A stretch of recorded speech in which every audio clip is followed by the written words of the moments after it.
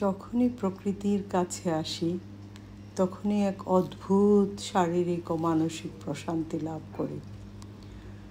প্রকৃতি ও মানুষ একই সুতায় গাঁথা।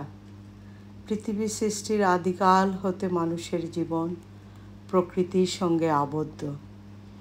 যখন আমরা প্রকৃতির কাছে আসি তখন শারীরিক ও মানসিক প্রশান্তি লাভ করি। প্রকৃতি আমাদের মানসিক চাপ কমিয়ে শারীরিক শক্তি বৃদ্ধি করে, ইমিউন সিস্টেম ভালো করে, ঘুম ভালো হয়, আমাদের মস্তিষ্ক খুলে যায়।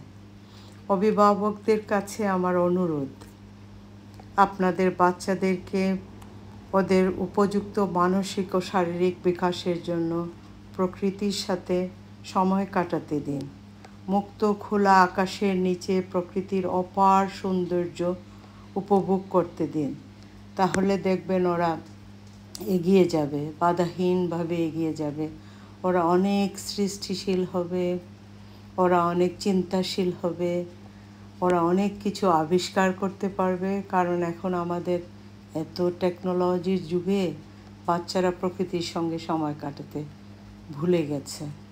আমি মনে করি ওরা যদি প্রকৃতির সঙ্গে সময় কাটায় তাহলে ওরা ওদের সৃষ্টিশীল ওদের প্রতিভা যথাযথভাবে প্রস্ফুটিত হবে। ওরা অনেক দূর এগিয়ে যাবে, ওরা চিন্তাশীল হবে। সুতরাং ওদেরকে প্রতিদিন খোলা আকাশের নিচে প্রকৃতির সঙ্গে মিশতে দিন। ওদেরকে ইন্টারনেট ব্যবহারের পরিবর্তে ইন্টারনেট ব্যবহার করতে দিন।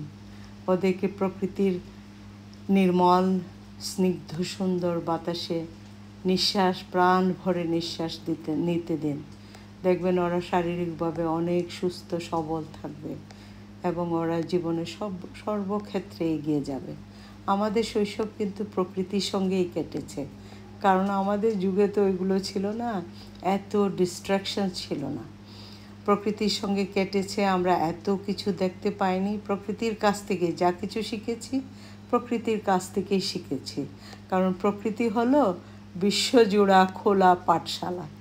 সুতরাং এইটা থেকে আমরা আমাদের বাচ্চাদেরকে কখনোই বঞ্চিত করব না। আমার একান্ত অনুরোধ অভিভাবকদের কাছে, বাচ্চাদেরকে প্রকৃতির সঙ্গে মিশতে দিন। প্রতিদিন ওদেরকে খোলা আকাশের নিচে এনে প্রকৃতির সঙ্গে মিশতে দিন।